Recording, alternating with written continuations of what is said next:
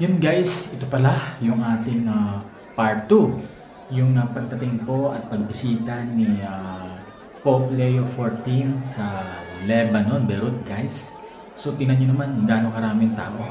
At yung stage po na yan po pala magtatakal ng event si Pope Leo. So ang daming tao. Bali po yung pinagina po yan guys ay yung mga upuan. Mamaya punong-puno siya. At yan yung ating mga kababayan talagang nakiisa. Yung mga Lebanese, mga kababayan natin, pati mga Pilipino ay nandito rin guys para makiabang at masilayan ang ating Papa. At yan. So, bali, alas 8 pala ng umaga yan guys. Talagang napakarami na. At yung iba nakapayong kasi itong kasing panahon guys, tag-ulan, kaya yung iba ay nagdala ng payong for safety if ever na magkaroon ng ulan. So, prepared para hindi sila po mabasa. Yan din po yung mga estudyante, mga Boy Scout guys dito sa Beirut, talagang nakisa. At yan, bali ito pa pala guys ay merong enter, left and right. So, bali pala kami ay dyan sana po kayo dadaan sa kaliwa, pero sa kanan na lang para mas shortcut. At yan, yung iba guys may mga dalang paper kung nakikita ninyo kasi yan ay reserved para sa kanilang mga upuan. Kami po pala ay walang ganyan kaya nakisingin-singin na lang po kami.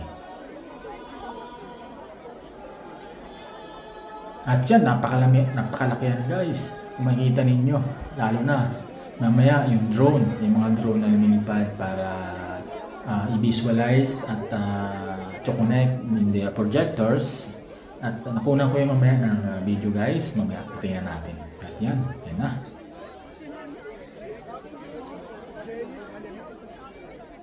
So nakaka-miss naman po kasi first time din namin, pati mga work ko na makita si Pope at sabi nga ay blessings.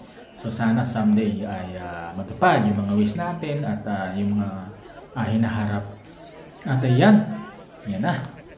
Kung makikita nyo guys, yung puti na yan, mga upuan yan para sa mga naka-reserve. So yan yung mga ating mga kababayan at talagang excited na sila para makita si Pope Leo XIV. Yung pagdalaw niya guys, December 2 dito po sa Beirut, Lebanon. So yan yung picture niya, naka-fix sa monitor. At yan na yung ating mga kababayan. Meron din po ditong mga medics, if ever na may mahilo, ay they assist para ma-cure nila yung if ever na merong matumba or accident. So prepare lahat dito. May security, may mga tent, water. So ang daming tubig din na naka-standby if ever na may mauuhaw. So you can pick one and you can drink. At yan yung mga tent guys, bali yan ay talagang inassemble para tayuan din ng mga manonood at yung naka-set up na sound system.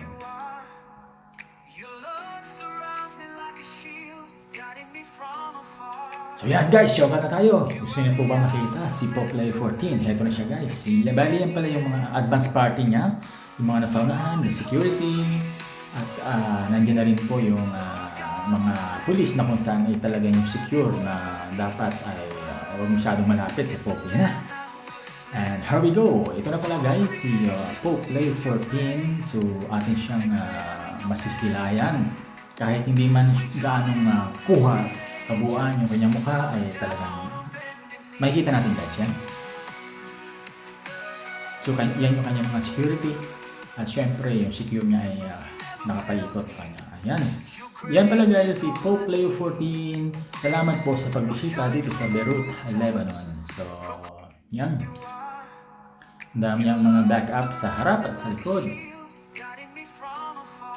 Yan guys, diba? Ang dami talagang sumaksi kay Pope Leo XIV.